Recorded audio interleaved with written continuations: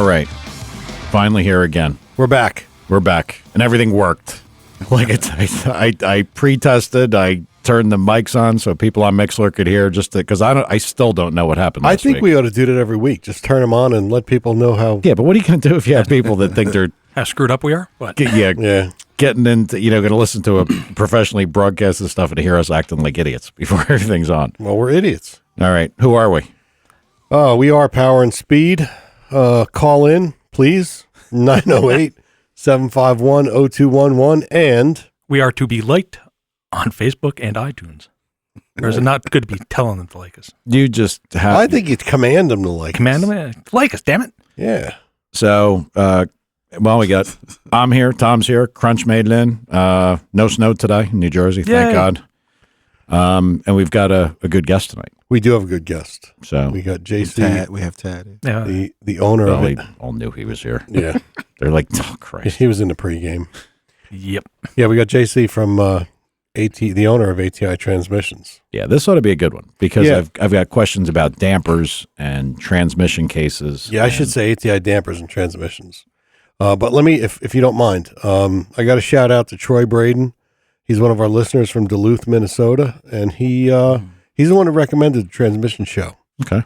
And we all thought it was a good idea. Yeah, it is a good idea. He had some questions, and I think it's going to be good. Well, like things like torque converters and dampers, they are kind of somewhat mysterious to people. The converters especially. Yeah. Black magic. Yeah. I mean, like, you don't really know what goes on in them. You know what the parts are. Uh-huh. Honestly, the way that I learned about part of the ways converters work was watching an instructional YouTube. Because I knew the concept, I knew the stator, I knew that if the sprag stuck or freewheeled that shit would happen, but I kind of didn't know why. Mm-hmm. So I'm sure we can get a lot more insight from Yeah, these I didn't guys. know what a sprag was for a long time until I got into converters. Yep.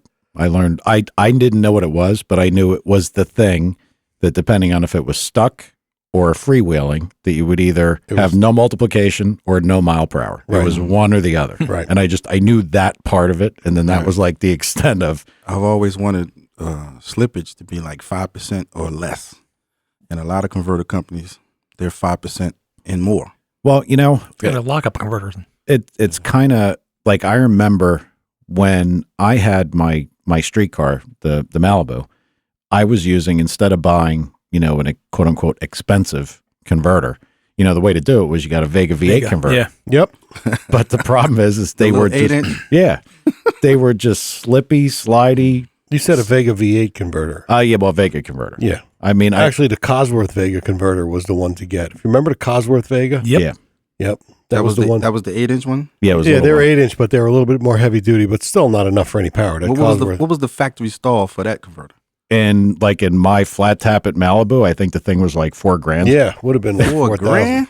Yeah, but they would balloon. They would last a week and a half. No, I actually got, but I mean, talk about a heat making. Yeah. And I mean, they never really locked up super solid because you're just driving through them because they weren't made for that. Wow. And then I remember one of the biggest mistakes I did and I remember Hiring FUD? No, that was, hiring, yes. Well, we're not going to get into that. What I did is I didn't take the advice of other people that knew more about torque converters. And I knew I wanted something that was drivable. I wanted it to be tightened up, overstall. I wanted it to be streetable. So I got a loose 10-inch, the absolute worst thing I ever did. It wasn't zippy. It didn't seem like it came up on stall good. Nope. And it was always like a little slushy. And the absolute best thing I did was get an ATI 8 3/4. And then you jumped on that thing from a traffic light. It hit hard, beautifully. It would flash, then it would hit. Oh, yeah. Just did what it was supposed to do. Yeah, it was. And by the way, everybody that's listening, you really have to appreciate Mike tonight because he's in his wheelhouse. And you've probably noticed already by the technical terms he's used: zippy, slushy. I mean, we know. I mean, you could tell that when Mike is on board with a subject. Listen. When I told you to feel free to exploit my idiosyncrasies, I didn't mean it? You didn't mean it. No, well, it's not exactly. I mean, Grey's Anatomy and shit like that. I get it. You can pick on me all you want, but look, I was trying to. I know. You dicks. And I watched that today too. There you go. Yeah, See, fine. everybody should watch Grey's Anatomy. All right, and that's as far off as we're We're going to go, huh? Yeah. Uh, What's her name? I don't know, but it was kind of slippy. Lexi. Lexi. Oh, She was Well- kind of slippy. Well, Mike, I want to give. Zippy. I have an uncle, yes. and he's going through the cancer experience. Oof. So we don't need to talk about that. Everybody knows. That ain't But good. in all car guys, we have that family member that brought you into it as a kid. Somebody that brought you into some type of, whether it was motorcycles, cars, hot rods. For me, it was my grandfathers and my uncles. They just loved the cars. So from a kid coming up, I used to drive them. I was driving when I was like 6, 7 years old. But this particular uncle gave me my first car ever. So he called me one day. I was in 10th grade. He called me and said, "Do you want this car? If you want it, come get it, or I'm going to junk it." It was a 1962 Impala, red, with red interior, red steering wheel, and a hole in the back floor. And I went and got that car. Mm-hmm. So I ended up driving it like my senior year. I finally put it together, put my motor in and all that, whatever. But I just said all that to say, car guys know that somebody somewhere brought you into the game. Yep. Whether it was your father, just riding around. For me, my whole family, even my mother had a 67 GTO with a 4-speed. So, I just want to say to anybody going through some things with family members and health, if you're a car guy, you understand. We say prayers for you, and I'm praying for my uncle. Absolutely. Yeah, He's good going luck through with some that. stuff. Nobody wants that shit. No, nobody wants that. Yeah. He had a 67 GTX 4-speed. Ooh, that's And a bad ride. I don't like Plymouth. I don't like. Yeah, but all that's a bad That ride. thing there. They're fun. Yeah, he used to be really, really nice riding around with Kreggers. Oh, yeah. The Kreggers. Old five-spoke Craigers. That's the Yeah. look. That's the Right. look. Yeah. Everybody had Kreggers. Joe Dirt had that in that fake Superbird. So Yeah, but I just give him a shout out. That's my Uncle Morris in Gloucester County, South Jersey. Well, if he's listening, Yeah, keep your head up. We He all listens. in your prayers. He listens. You're in Yep. our prayers for sure. Yep. I don't know. I guess the logical thing that I got into the car stuff was just like family, kind of like you said, like Oh, what yeah. my father did. But, there's a little bit of screw up there. Like, bicycles. I remember when my father bought me a 2-stroke go-kart, and I was terrorizing the neighbors going like 70 up and down the street. Guys had like 3 horsepower Briggs and Stratton, Yeah. go-karts. What'd you have? I had like a Margay with a McCullough. McCullough And had it. Like a shifter cart. No, it wasn't a shifter. They didn't have It was them back just one then. below. But I actually, You would have had one. I would have Yeah. one. They actually had the Margay didn't have a chain drive. It actually had a gearbox with like these quick change gears. You took the little quick change cover off and slid the things out.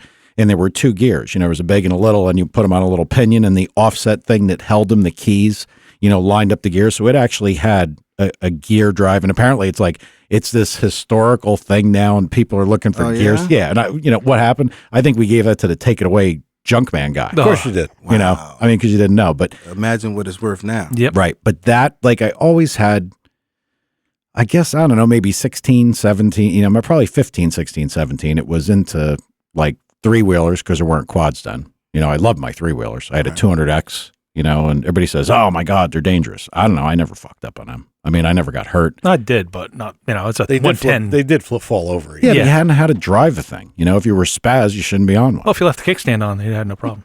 True. I had KTM's. I had 2-stroke dirt bikes. So Yeah, you were always into dirt bikes. yeah, Excuse me. I never had dirt bikes. But I had when a I got, YZ80. yeah, they're I like had a YZ80. Yeah. any kind of 2-stroke is a blast. can you say power band? Yeah, any kind of 2-stroke is a blast. I don't care what it is. Actually, mine was so old. I had the first year that they had laid down shocks Oh yeah. Okay. before the mono shocks. Remember when they laid them down so you had the travel? Yep. Man. What year was that? Oof. That's 78 or something. Yeah, or- I was going to say 76. It might have been 78. I was going to say you It had to wind them out until you thought it was going to blow up. Then the power came in. So And I didn't when I got my first car. It was a Nova, a 66 Nova from my grandfather. That was very lumped up. Very lumped up. It was, like, Exterior lumped up? well, everything, like rotted out tops of fenders, all the kind of typical stuff that they did. Quarters were rotten. And I never really did anything with that thing. But then I got my Malibu. It was my grandmother's car. And, back then, this is, 85, maybe 84. Nobody was really messing with them. It wasn't a car anybody messed with because there were plenty of Camaros and Yeah. Chevelles. There were still Right. shit around. Right. So, I remember my father telling me, that's a real frame car. You can put, a real motor in there. You know, it's the chassis there, everything. So it was hooker headers. It went outside the frame rails, and then your tires hit. You know, all the bullshit.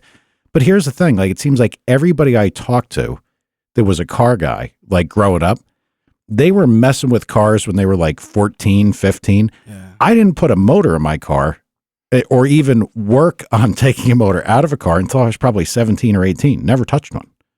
Never did anything because I was too busy screwing around in my three-wheeler or go-kart or whatever. Never worked on a car. So my own car was the first thing I ever put a motor in. Motor, trans, anything. You were a late bloomer. Yeah. Yeah, I was. Damn. Said did it, but it was Volkswagen Beetle, so it's not quite. You don't normal even, car. I don't even think we can classify you in a car guy with a Volkswagen. No, no. My Bobcat's got more power than that thing. What Got more torque. What have 32 horsepower or something like that? I got a Kawasaki pull start that makes more power than that. Oh, Christ. Anyway, well, we got JC on line one. You want to bring him in, Michael? Yeah, let me grab him. Make sure everything's working here. JC, you there? Hi, I'm here. How's it going? Hey, buddy. How are you? Hey, JC. Thanks. Hey, Tom. Well, welcome to the show. We are honored to have you here, man. And we got a lot of people listening. Yeah, we got a lot of people listening right now, and they want to hear about dampers and transmissions. And where do you want to start, Michael? I think the best way to start is a little history and background of ATI. I know this because we were with ATI with dampers from the beginning, torque converters from the beginning, you know, all with the super stock and stock guys. And go ahead, JC, explain a little bit about the origins of the company and how you kind of got to where we are today. Sure. Well, this year's our 55th anniversary, so it was 1961, and ATI started doing general repair work on transmission, torque converters, you know, pretty much anything that came in the door. And a customer came along that ended up really changing everything, and that was Yellow Taxi Cab out of D.C. And Dad was based in Silver Spring at the time, and there's still a business in that same shop. And he would go home and come back in the morning, and there'd be a line of taxi cabs waiting. They were all transitioning from Power Glides to Turbo 350s, Turbo 400s.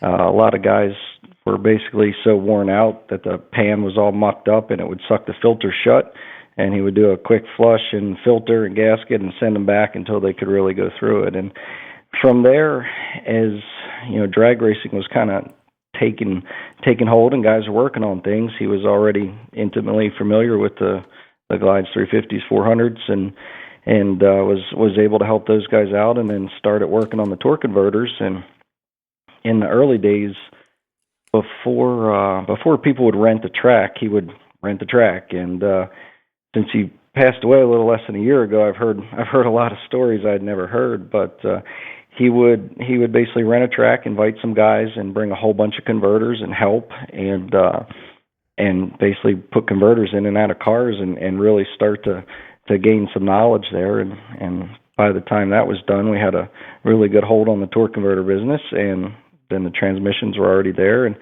wasn't for a lot of years later until about 1987 that the damper came along. Mm-hmm. And one of the first big customers with the damper was Dale Earnhardt's guys and Richard Childress Racing, and they really gained an advantage being able to turn more RPM than everybody else on the short tracks. They could put more gear in it. They could run a higher RPM, not break the motor, and that's where it really took hold in the NASCAR world. So today we're roughly 60 people and just shy of 30 CNC machines and doing a little bit of everything. Yeah. Now, a question, I guess, let's get into some of the technical stuff, because one of the things that we even talked about, like amongst ourselves, dampers, what's the idea behind a damper, to explain to people? Because people, I can't tell you, there's still a lot of people that think the damper is just the place you set the ignition timing. That's what they think. Yeah, it's so, I mean, the easiest way I can explain it is it's just like a shock on your suspension. The shock is there to rebound the recoil of a spring. Otherwise, you see people with worn out shocks bouncing up and down the road. So if you look at the crankshaft as a spring, as it's getting fired on from a firing stroke on one side, and it's being sucked on the other side against it as vacuum's coming down and pushed and pulled every which way, up to these huge stroke motors now, 945 inches. You have all this leverage off center, off of the mains, and you need something to help basically dampen or rebound the recoil of that twist. If nothing's there, the twist will basically travel as a form of harmonics, which is really a sound wave, and it'll travel to the front, to the back, to the front, to the back, and eventually cranks like to break up front, but a lot of them wear out bearings right in the middle, and that's just with the harmonics traveling forward and back. They don't break in the back because you've got a torque converter or a clutch or something big there that it basically bounces off. So when it gets to the damper's job is to take that twist and counteract it. And a good functioning damper will be able to get rid of a lot of it, and a poor functioning damper sometimes will add to it. Mm-hmm. Now on the damper side of things, the damper doesn't actually stop the twist, does it? Because that's kind of inherent of the power stroke of the motor. It just stops it from oscillating after the initial, like in other words, it damps the effect that's going to happen anyway. Sure, yeah. It's if you ever seen any of the science shows where they get a bridge going up and down in a natural frequency, your goal is to never get to that natural frequency and never sit there. So the damper in every engine system has a resonant frequency, a natural frequency, a place where you could run, and if you sat still at that exact RPM, it didn't matter what you had on there, the engine would fail, or the crank would break, or the bridge would fall. So the damper's job is to not magnify the twist and to reduce it as much as possible. And it's kind of, it goes hand in hand. The bigger the damper, the better it can work. But then we get into a balance of weight versus, a guy drag racing, road racing, circle track racing. Mm-hmm. So is that why there's a variety of different designs of the same, maybe diameter damper, 2-ring, 3-ring, different inertia, elastometer stuff to cover up? We've got the smallest one we did is for that little Elio car they've been trying to put out. Oh, really? Tens of thousands of pre-orders for. Yeah, it's not going to be a stock piece, but they needed something to basically come up with their stock piece. So we built a damper for them. I basically came up with a baseline for them to start with, and then they were able to figure out the best damper for themselves, and that's what they'll have mass produced, because I sure can't make 60,000 dampers. So that's our smallest damper. I think the whole thing weighed a little less than 3 pounds, and our big dampers are all the way up to 10 inches now for the tractor pulling guys that are making 4,000 foot-pounds of torque or more. They've got crankshafts that weigh 280 pounds. They make 300 pounds of turbocharger boost. It's the engines you see that split the block right in half and basically fall on the ground in 2 pieces. Those guys. That's what I love. That damper weighs 50 pounds. Wow. Well, it was kind of funny because the guy Tad, the other guy here who doesn't say much all the time. Go ahead. I was looking at your webpage and stuff. I saw on the diesels the standard, the Duramax, the Cummins. Yep. And I saw Perkins and Oliver, which I was like, well, wait a minute. They're not performance. I guess everybody was like, it's probably in the tractor pulling world, but still, that's such a.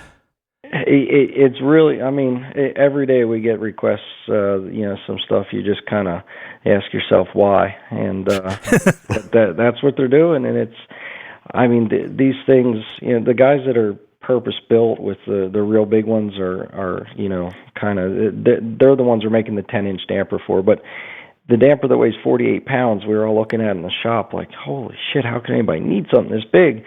And then I'm like, so what's the damper weight it's on there? It was 112 pounds. Wow.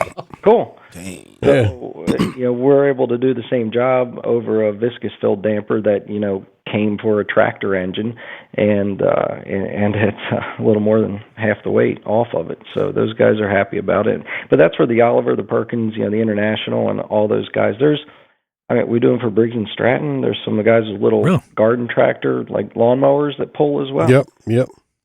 All right, hold on. I gotta interject here because he brought up the viscous dampers, like that. I guess some of those larger motors came with that.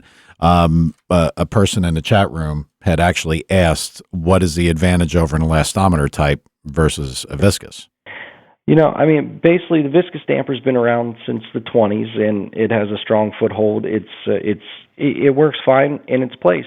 And I've done plenty of back-to-back testing. I mean, quick background, I don't have an engineering degree. I tried engineering for 2 years, and that math was way too hard for me. So it's a business management degree and then all practical experience. And I'm 37, and my first damper test was when I was 16. So my dad had bought the torsional vibration test equipment from Scientific Atlanta, and he said, "Here, learn to use this." So that was me, and that's what I do, and I still do. So I've done the back-to-back testing. I know what we look for and what works and what doesn't work, and the viscous damper has its place on lower RPM assemblies, and low RPM you kind of have to put an asterisk there. So low RPM is 5,200 on a Chevy big block, and on a small block maybe it's 6,200. On a Honda B maybe it's 7,200. But then let's say you take that Honda B and you want to turn 10.5, we've got a problem. Same thing with that tractor engine that came out that was redlining at 1,850 RPM. They're now turning $6,000. Oh my God! So that's a high RPM engine, and the viscous damper in every test I've done has stopped working as soon as you start going above a quote unquote OEM horsepower or RPM, and sometimes it is extremely detrimental right away, and sometimes it takes a little time, and it really pisses me off out there with people that advertise dampers that I just look at it and I'm like, that's not true. It does not work. And unfortunately, the end user is not going to see that problem for 40,000 miles, but it's going to be an expensive oil pump failure, wiping out the whole thing. Or with underdrive pulleys with no damper, same idea. It's and the damper doesn't allow the engine to make more horsepower. It simply allows the engine to run in a more happy state, and it stops the twist. And when the twist stops at the front, the first place it stops going is straight through the timing chain or belt or gear and straight to your valve train, and it stops throwing off your valve train. So to answer the question in a really long way was with an elastomer damper such as our damper, we've got two diameters, big diameter, small diameter. I can also take those O-rings on the outside and inside and make them different durometers. So I can have a 70 durometer on the outside, a 60 on the inside. That way I can control the low to mid-range twist with the soft rubber, and then as it goes to the higher RPM, that's where the 70 rubber kicks in and starts to work, and so on and so forth, 80 rubber, 90 rubber. So OEMs, there's a handful of OEMs that come with viscous dampers now, and you know what? They work fine in OEM form. They're driving down the highway at a cruise RPM. A known constant RPM, yep.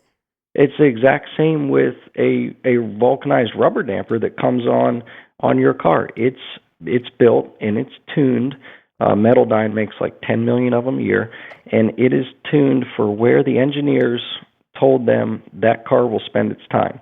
So let's say you've got the 6.2 liter in a Corvette, you can get the exact same damper. It looks identical to the 6.2 liter in a Suburban. And those two dampers look the same, but they'll have a different part number because the rubber is made for where they think the Suburban will spend most of its time driving and where they think the Corvette will spend most of its time driving. And of course, I think we could all agree that the automotive manufacturers spend a lot of time. Tom, what's that term? Noise, harmonics, and whatever, NVH. NVH, yep. They devote, and of course, they want the motors to last. It doesn't do them any good. So, I mean, that'll tell you, like if GM and Ford or other manufacturers are doing multiple damper designs it tells you that there's really something there. And imagine if you take that and now instead of your 1900 or 1800 or 1700 cruise RPM, have the thing living around 7,500. Yeah, way different. Yeah. Way different. And a good example, the McLaren supercar. Ooh, I like this guy. Comes with an aluminum welded fluid damper on it. Does it really? Fluid damper, but it's an aluminum viscous damper. And as soon as the guys brought that thing to run any endurance races, we'll start with a 3-hour race. failing oil pumps, failing timing belt, timing chains. So that's where we get a phone call and we design a damper. Same, the Audi engine, the Audi and Lamborghini V10, same thing. Mini Cooper, same thing, except they had issues with superchargers first. The Porsche GT comes with no damper, just an aluminum pulley. Fine. That's the Porsche. What the heck's that car? The GT3. Yep. Boxer, yeah. The 2-wheel drive GT3, I might add. Sorry, Tom. As soon as they go road race it, oil pump failures. Performance Dynamics, name of a company that we do dampers for, and they have some really good stuff written because there's a fair amount of people that say, oh, the Boxer engine is perfectly balanced and it needs nothing. Well, maybe it does in a street car, but as soon as you want to do anything fun with it, you better get something for a damper. Wow, I never knew that. Yep, and it's kind of funny what he just said, what JC said about perfectly balanced. Everybody thinks that the balancer is a balance component. It's not. It's a damper. It damps the harmonic. That's its main purpose. So no matter how perfectly balanced you are, unless, JC, I'm wrong, you're not going to take that flex and harmonic out of the crankshaft no matter how good your balancing is. That's not where it comes from. Correct. Yeah, your actual balancing of the engine and your overbalance or a little bit underbalance, depending on what it is. That's just for your bob weight and to keep your piston from trying to rip off the end of the crank there. So it's the damper's job, and it has so many different names. It's kind of impossible to refer to it as one thing, but harmonic damper, crankshaft balancer, you name it. But at the end of the day, it's a good damper. You're right. It's not balancing anything. It's dampening harmonic vibrations. Right. Well, I have a quick question. Mm-hmm. Is it proper or improper to install one with a hammer? Well, we get them back with a lot of hammer marks on them. Sometimes little pieces of wood stuck in them. And, Oh my God! A correct damper. That's another theory for this place for discussion is a press fit, or more correctly, an interference fit. You have to. A damper that slips on is useless. You might as well not use it. The OEMs do slip on with really slight amount of press fit, which press would be a 0, interference would be the damper is smaller than the crankshaft to go on. So to be able to truly transfer the harmonics from the crank snout to the damper damper has to be an interference fit. So it has to be installed with a proper installation tool. Hopefully everybody can get a hold of one, and then it's a pain in the ass to get off, but it's that comes with the territory. If you want something that's right, that's what has to happen. I got to tell you, we at the old shop, we always had like kerosene, not space heaters, but just the little guys that would sit there. So you'd pop the outer ring off, or actually the way they shipped, I don't think the outer ring was bolted, and you got the hub. So you put the hub like right by the kerosene heater, get a little temperature, and put that thing on. But I can tell you from experience, sometimes they get you. Because we had a nitrided crank that picked up a good chunk in the snout, and I can't even tell you what we had to get through to get that damper hub off. Oh my God! But we've seen them all, that's for sure. Yep, there's the I can't stress enough the balancer installation tools, and when you buy a good one, like you guys, JC, you guys have a good one, don't you? Yeah. I mean, we've got one. It's everything's 4140 heat treat, and it's got some bearings in it, and it works really well. When the damper's installed correctly, it comes off correctly. There are cases where you have issues, but I use our coffee pot at the shop. When I've got to install one on the Copo or we're working on something, I stick it on the coffee pot for an hour right on the burner, and then grab it and put some anti-seize on, and it makes life a little easier. Yeah, I think you guys were the first that I remember with a good damper tool, because I remember we bought one like right away, like after, because I mean they were always crap, like the snap-on, flanged one that just you kind of put the bolts in, and there was no bearings, no anything. You didn't have a big wrenching area. It was always terrible. I mean, if anybody works on cars a lot, get a damper tool, and especially get it from like ATI, because I got to tell you, I bought some that were like knockoffs. Oh my God, are they awful? You gotta buy a good one. For sure. Yeah, it's one of those places where you get what you pay for. Yep. Hey, we got some questions. Okay. I got a guy that wants to know if power steering and or AC belts and pulleys affect the harmonics. It's a good question. No. He's asking because he wants to know, probably, I know the guy, he's got a fast street car, and he probably wants to know if he could keep his AC on there and still have a almost 8-second Yeah, car. I mean, we've got underdrive dampers. We've got them down to 25% underdrive. I'm not a fan of the underdrive of a 25% underdrive on the street or really any car. It's just too small. It was kind of one of those products where I had to bite my tongue and say, you know what? Other people will sell a piece of junk that's 25% underdrive, so I might as well at least get the best thing I can out there that's that size.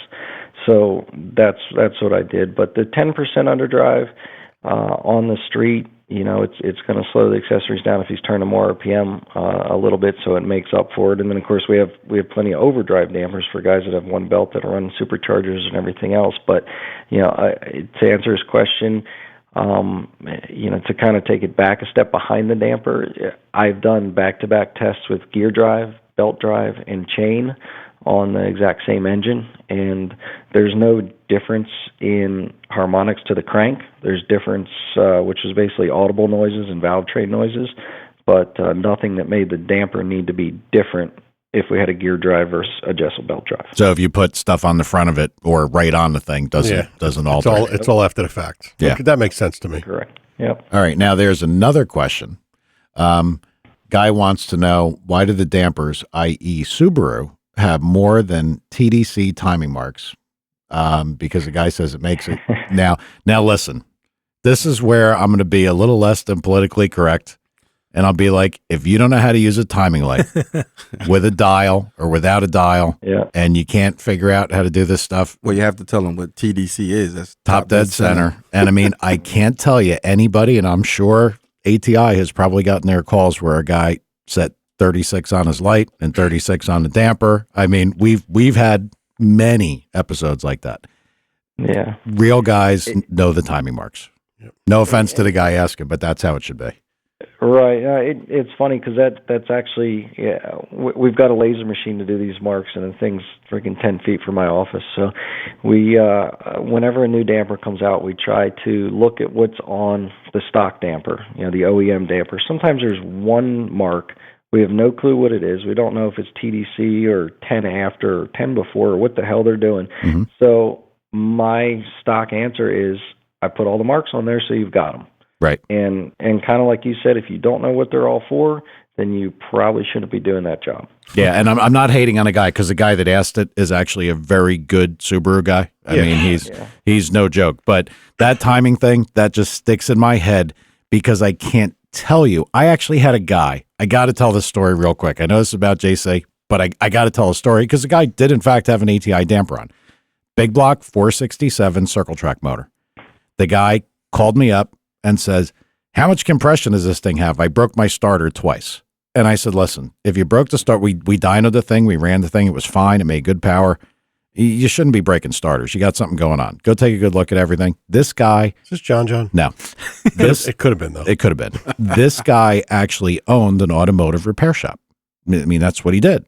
This is what he did for a living. This isn't like a guy that you just gave him a dirt track motor and he had no idea what he was doing. To alleviate the starter problem, to make sure he got to the races and practiced, he put another starter in it, and they push started the car at the track. Well, wouldn't you know, the thing went like 3/4 of a lap, and then I was the bad guy because his motor melted. Yep. Right. See holes in all the pistons. Yep. I remember this one. Yes, I remember this one too, and I'm not saying the guy's name because he is a decent guy, but that's kind of what happened. So he spun a damper? No, he had set the timing light on 32. Oh, yeah. And then set the damper on 32. Yeah, and he's Yeah. Yeah. To the Subaru thing, it's just in all the imports, unless we develop the damper for a particular place that said, hey, this is all the marks anybody will ever need, which doesn't always happen when we're doing these new dampers. I basically backtrack to putting them all on there. All 360. I know TDC's in the right place from the keyway location, and I try to put them on there, thinking, hey, somebody's doing something performance orientated. Why would they not want to have all the marks? Mm-hmm. I got a request from one of our guys too. Me, sure. Pretty simple. He wants to know why you guys don't. You said laser. Why don't you laser engrave the SFI cert onto the dampers? Apparently, it's legal. No, it is legal. He says the stickers fall off too easy, and I know it's not your fault because you don't make the stickers. Yeah, stickers do come off. I'm actually the one that got them to make them the size they are. They used to be bigger and a real pain in the ass, and you had to put a little clear decal over them. But basically keeping up with the serial numbers and going through 16,000 dampers and 460 different part numbers, Yep. it was about impossible. So for the 3 dozen that fluid damper does a year, it's okay for them. Yeah, it's that's kind of right. It's Now, it's just a huge process. So I've got a $2,000 pneumatic press with an automatic changing number stamping head, and it's a huge pain in the ass. And honestly, some of these other companies weren't following the rules, which I have been yelling at SFI for a long time that they need to follow the rules if I'm doing it or I'm going to stop.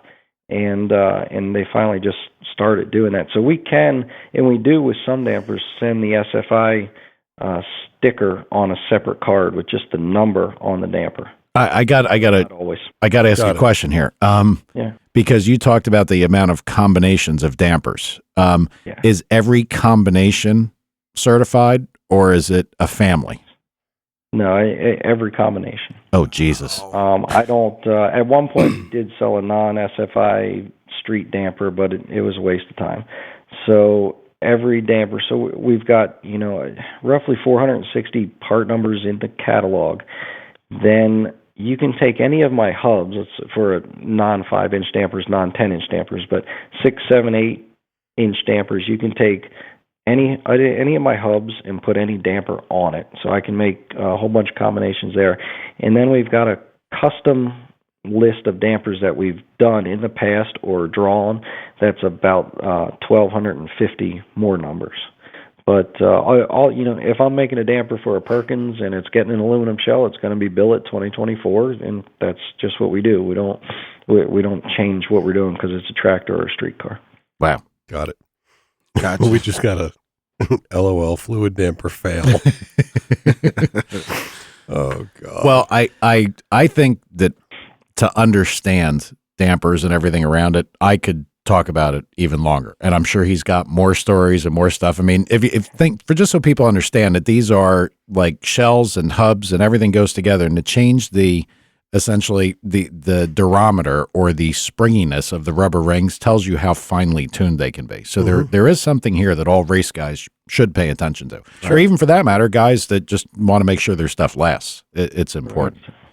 For everything that's in the catalog, so the guys that really, that call us and say what they're doing, like the complimenter guys, or just, so even a nice small block Chevy that a guy wants to go through traps at 8,500 RPM, call us. Just ask us. Say, hey, I want to check this part number, this combination. We do it every day. And I've gotten rid of part numbers from the old days. Let's say like a 6-inch 2-ring for a big block Chevy. I got rid of it because every big block Chevy today makes too much horsepower for that part number. And I have guys call that want to buy the smallest, lightest damper, and I literally just won't sell them a damper. And guys like Pat Musey, he gets mad. I won't do it. It's not the way. It's not right, so I won't sell it, and I take it out of the catalog. So the 95% of the dampers that have a part number that are in the catalog, whether the customer knows it or not, I've worked on the rubber already, or all of them in the catalog. I've worked on the rubber. I know, like the crate motor, the 426 and 392 Hemi crate motor has tuned rubber in it when you get it. You don't know it's it's nothing you need to worry about. But I've done damper testing with Chrysler, and that's the right damper for it, and that's what comes with it already. The guys that really get the dampers tuned are the comp guys, are the 10,000 RPM guys, the pro stock guys. The Corvettes at Daytona, that's an oddball one because I have to tune it and also have it last 24 hours. Mm-hmm. So, or 10.5 million engine cycles. That is a race of amazing longevity of the overall million cycles. Think about that. Yeah, 10.5 million. So your average NASCAR race, let's forget about Daytona, but go to like Atlanta this weekend, is about 3.5 to 3.75 million engine cycles. At wide open throttle. That's practice in the race. And we use this number a lot, but, like for my Copo, we made 78 passes last year. It will literally take me 10 years of doing that to get to 3 million engine cycles. Wow. So that is, drag racing is the only reason that dampers that aren't any good for high RPM engines, whether it be a fluid damper or an underdrive small damper or a stock damper, that's the only reason they're around. That's it. Because the drag racer, if he gets 6 years out of a crankshaft, he's like, I got 6 years. Well, you didn't make it 23 laps. Yeah. Never thought about it that way. And I got to tell you, we're probably guilty with the super stock 454, 435 horsepower. I guarantee you, Absolutely. I ordered a ton of aluminum hub, 2-ring, like 6 3/8 or whatever size they were. I'm sure of it. Right. Yep. But my theory, which took a little while to get to, was that damper is still better than most of them out there, and better than the alternative having nothing. So yeah. That's and guys, when I say it, they're like, oh, well, what about a top fuel engine? They run no damper. Well, a top fuel, I've never done the math for 1,000 feet, but at a quarter mile, they turn over under full load, wide open throttle. They make 600 engine revolutions, and then they rebuild them. Mm-hmm. Wow. That's it, and you're done. So you know what? You can get by without a damper. Yeah, true. Hey, so let's move on to something that new that's going on. Like what do you have working that is exciting that maybe the guys want to hear about? Coming down the road. We're always working on new stuff, and the thing that's kind of been kicking my ass a little bit since SEMA is an electronic shift turbo 400 valve body. It's billet aluminum. And it's basically, I want it, nobody had anything that they sell out there. And it's really for your stock guys or your street guys, and basically a place where kind of a dumb spot in the NHRA rules and where you're not allowed to have an air shifter. So instead of being able to have a $250, add-on air shifter, you have to get some sophisticated electronic valve body and all this crap. But that's another story. But the 400... it's billet aluminum. I've got 3 solenoids on it. It retains low gear band apply, and it shifts 1, 2, 2, 3, and you don't have to move the shifter. So at the end of the run, you're right there in low gear already because you haven't moved the shifter, and you go right to neutral, so it's essentially a clean neutral. Then you can de-energize or depower the solenoids with a switch and drive 1, 2, 3 like normal with your shifter in the pits. That's pretty damn cool. Yeah, so that's a problem. It sounds great, which is why it's such a pain in the ass. It's kicking your ass. Right? Literally on version 17, and it gets just to the point that everything's working perfect, and there's one little place, and I'm like, oh my god! But it's 99% there, and I plan on having it on the track in the next month. Nice. Wow. So that basically will turn a turbo 400 into an electronically shifted. Yeah. Yes. That's a paddle shifted. brilliant idea. Yeah, I know. It's awesome. And it's and it kind of complements. I mean, the power glides have been, you can get a 100% brand new power glide. We've been there for 5 years, and the turbo 400 is now there. So just this year, where you can get 100% brand new parts turbo 400. Wow. So. Yeah, and we just got there, and that the Turbo 400. I mean, I'm sure somebody out there watched. There was 32,000 viewers on Motor Mania last night watching. The Lights Out 7 race. Yep. So it's the 400 really has gained so much in popularity that anymore every phone call we get is either a glide or a 400, glide or a 400. And then the street rod stuff is all 4L85Es because everybody's got an easy 700 horsepower. They dropped a supercharger on whatever and making them plenty of power, so they need something good and they want overdrive. Real quick question on the lockup torque converters. How exactly internally are they set up? Is that a clutch in there, or is it a clutch, not a sprag, or? Sure. So the first version of the lockup, which we were talking about at the shop, we did 8 years ago now for Rini. So it's been a long time with our Pro Mod guy Chris Rini, and we finally just now put out a bigger version of it because the horsepower surpassed what we could do. So we had 4 Turbo 400 clutches in the back of the torque converter in the cover. The input shaft passes through the torque converter into the back of the torque converter, into the turbine and through the turbine hub, and then it had a little nub on it with an O-ring that would then, when you wanted to lock it up, you'd fire the solenoid, it would lock up, it would spray through the input shaft and push the fluid in through some holes underneath a piston, and then push up and lock the clutches against a pressure plate inside the torque converter. Those clutches then locked the turbine hub to the input shaft, so you were 1-to-1. And the horsepower surpassed us between the turbos and the 900 plus inch guys. So even with 300 pounds of line pressure on the same amount of clutches that hold second gear with that horsepower wouldn't stay locked up. So we would get to 0.5%, 1% of slip still. So now the new torque converter that we did, I've got up to 6 extremely large clutches, almost, I forget the number, but 300% more surface area. And at 300 pounds of line pressure, we were calculated to hold just over 5,000 foot-pounds of torque. That should do it. I saw you had a setup for a Bruno, so.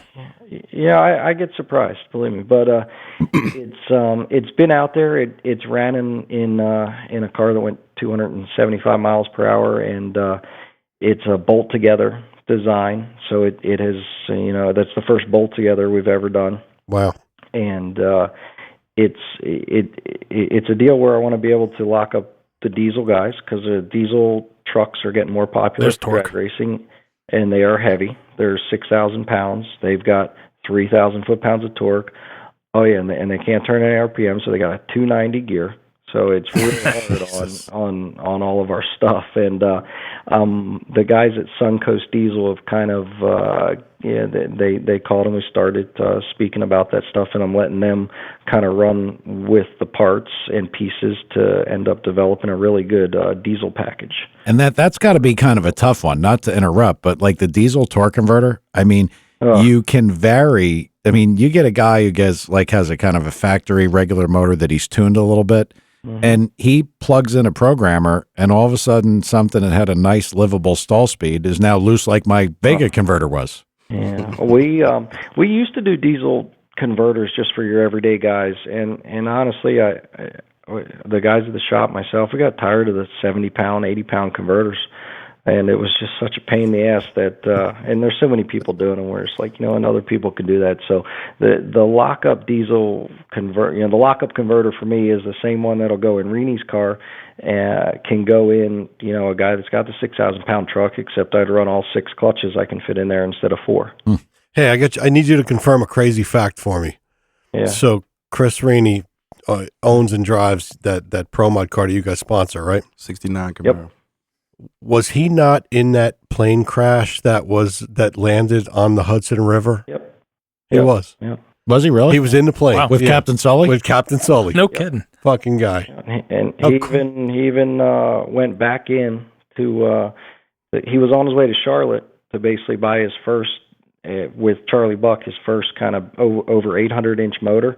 So he went back in to get his NMCA World Championship jacket because it had a wad of cash in it to give Charlie too. That's funny. Well, good move. But I actually heard that at Charlie Buck's. Yeah, and then he and just before Christmas, his freaking dumbass is laying under a car on a rollback and helps get the thing out of park, and the thing rolls over him and nearly kills him. He broke 5 ribs, punctured his lung, broke the bone on your back of your shoulder that sticks out of the scapula, maybe broke that thing, and his wrist. So he's only got 7 lives left. Probably. Yeah, he's getting in there. And if you've seen some of his passes, he's used a couple. He's got a brand new Bickle car, hasn't hit the track yet, putting together a 945-inch motor. We've got a couple different ratio lockup 400s done for him, a couple new converters, and so he's going to, as soon as he's healthy, which is close, it's coming down. We called down to the guys at KB for Jason Line and Greg Anderson from when Greg had that open heart surgery, had that chest protector Simpson made for him. So Chris has that to wear, to kind of dissipate with the broken ribs, because if anybody's had a busted rib, there's not much you can do there. But and then we got his old car, which I'm putting together to run some top sportsmen with next year. Yeah, because you need another thing to do. Right. I know. That's exactly what I was thinking. I was thinking it's kind of like I'm like, well, when I have a second kid, it won't be as bad. It's twice the work, and it's the same thing with the race car. Well, JC, it doesn't get easier. I have a question. Sure. Tell me the effects of the aftermarket trans cases. Well, the Power Glide came along first, and that's as where we used to do. Let's just say if you did 200 Power Glides a year, 150 were stock cases. Last year we did 9 stock case transmissions. Wow. Everything else was in a case. The Turbo 400 case, basically by getting that out, it allowed the Turbo 400 to do what it's doing because it basically comes down to line pressure. Mm-hmm. You can put the line pressure to it, and you can make 5 clutches do a lot more work at 300 pounds than you can at 250. So you're able to hold a lot more horsepower with the case. You can get rid of the shields and everything. It's a pain in the butt. So they fit in more cars. All the new Copos, 2012 was Power Glides, 13, 14, 15, and now 16 is all Turbo 400s from us in a case. Just makes a nice, easy install. And it just gave you so much ability to do more things and to play with, and it's fun. It's cast in Ohio by a guy I talk to often, and I get no worm tracks in it at all, so we can change and add or subtract whatever worm tracks we want and do all kinds of good stuff with it. Wow! So it is it's really allowed. I mean, all the cars at South Georgia that set records and run fast had a case in it. I've got a really great business working relationship with Mark Mickey at M&M Transmissions, and we build a lot of cool parts for him, just how he wants them, and he builds some killer stuff. He's probably sleeping right now because I think he was just up for 6 days down there. But he goes through a lot of those cases, and just it's really nice. It complemented everything, and it allowed all the parts that were kind of out there that were close to being just right to be able to do what they were intended to do. Do you machine them in-house, or they come from out? Yes. Wow. Yeah. I work and it's something my dad started, and what he does, we work really hard to do everything we can in-house. Sometimes that's definitely not the right answer because we can't keep up, and it's a huge pain in the ass, but the 400 case, I don't know that we'll ever break even on it, but we basically bought a new Makino horizontal machine, an A51NX. If anybody's ever seen Dick Maskin and Dart Machiner, he's got like 32 of them. But we bought that machine. It holds 70 tools. We bought $60,000 of just tools to put in that machine, and that's all it does. It machines Turbo 400 cases all day long. It takes each case is done in 2 operations, and the first operation is a qualifying op, and it then goes in the Makino, and it runs for 2.5 hours. Wow. That's pretty fast. Yeah, I was wondering if if part of the cases was just availability, but now hearing more about, because Turbo 400s are, there's only so many of them around. I mean, I don't think GM continued to make cases after the 400 went away, did they? But you know what? I've got more Power Glide cases and more Turbo 400 cases, and I know what to do with. Anybody really? Needs them, give me a call. It's just, because GM and them made millions and millions of these things, and the only time they got hard to find was during the Gulf War, because they were in a lot of the old Humvees, and the government had a standing order for anybody that had a good case, Chevy case 400, they bought them at double the price that the Cores were going for. So that's the only time it got tight. Now it's not that hard to get them, and I like to tell these Core guys when they try to gouge me, I'm like, I'll keep doing it. I'm just going to make the shit. You won't buy it at all, and that's what it's come to. So everybody, they try to sell me glides and stuff, and like, told you, don't need it. 400s are right there as well. And I mean, the only downfall to the case is it's expensive. And you know what? I'm buying a casting that's made in Ohio, machining it for a total of just under 3 hours. We've got 22 minutes of deburr time in each one. We've got a pressure plate that goes in each one and a small parts kit. And we kind of and my dad set up this way, and I like to continue it. We don't, we don't operate on real high profit margins. I like to say we're grocery store margins, which you know what, it keeps everybody at the shop busy. It keeps parts moving. It gets good quality American-made parts in the racer's hand without gouging them. And anything that somebody thinks they see that's expensive from us, call and get me, and I'll tell you how we make it, and then you decide if it's expensive or not. Mm-hmm. Good stuff we ain't cheap. That's what it comes down to. I don't care what anybody thinks. Good stuff is not cheap.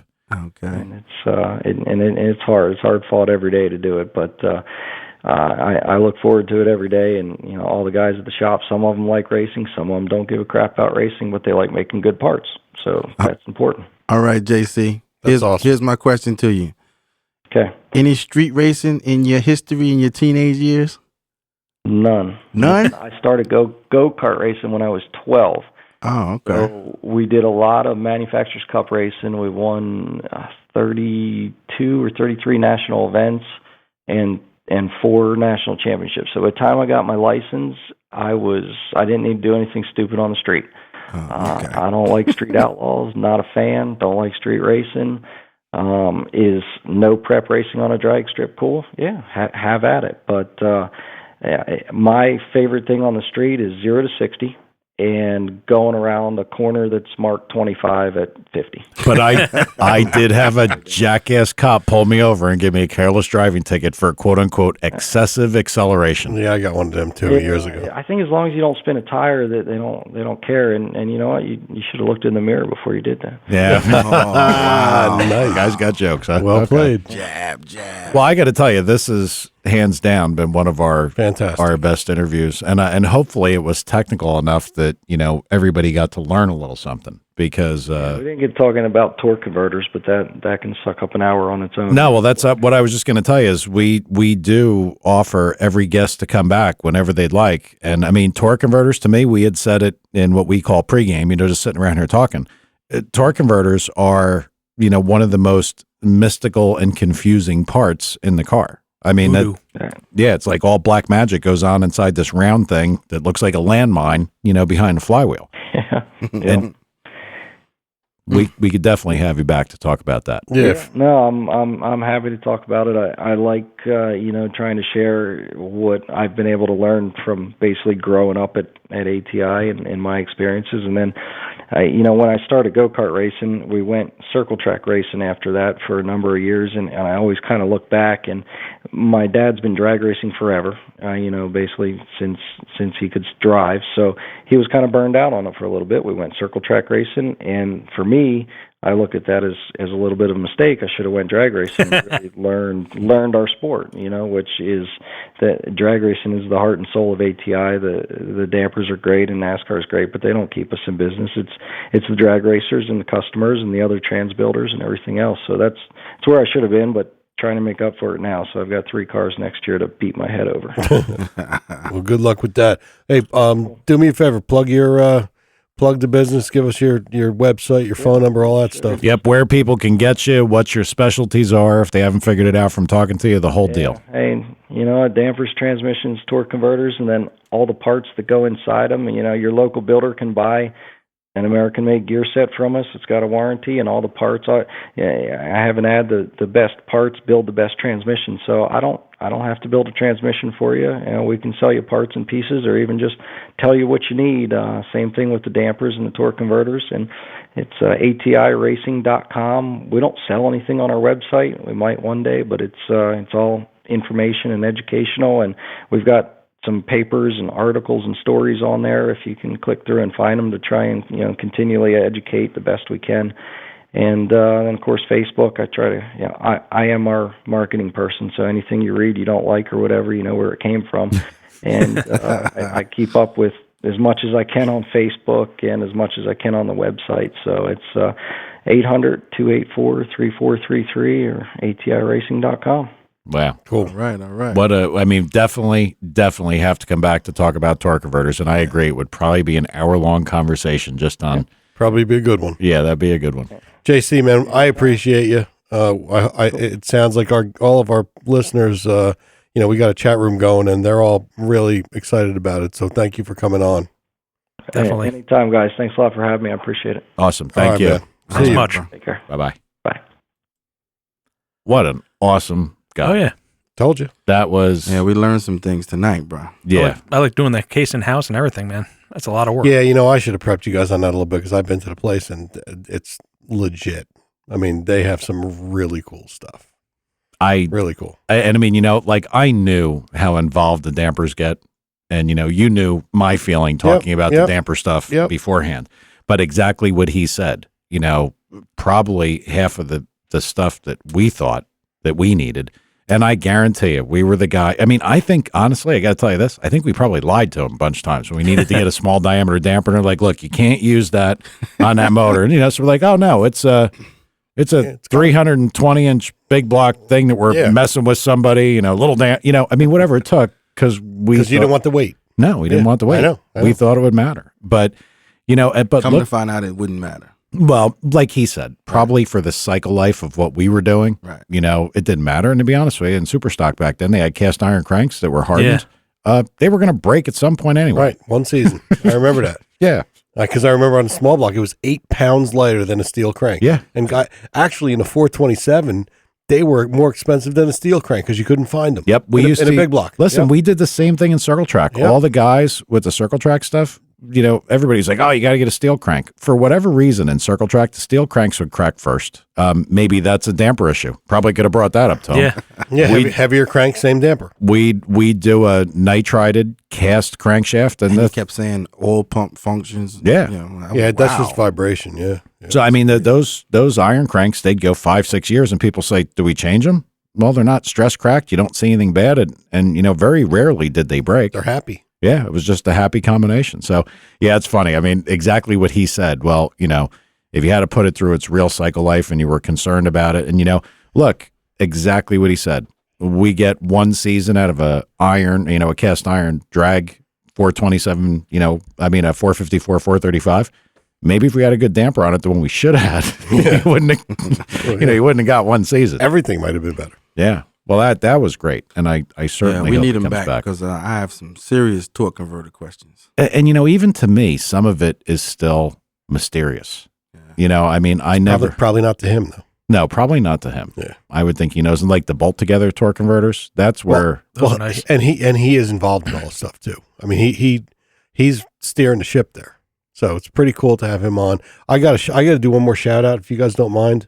I got to shout out my favorite Subi girl. Sorry about that, Amy Gable. You guys don't know her, and don't say anything off color. I'll hurt you. But I just want to say hi to Amy. She knows why. Okay. All right. Hi, Amy. From all of us here that we can't think or say anything off color. That's right. Tom's waving though. Yeah, Tom's waving.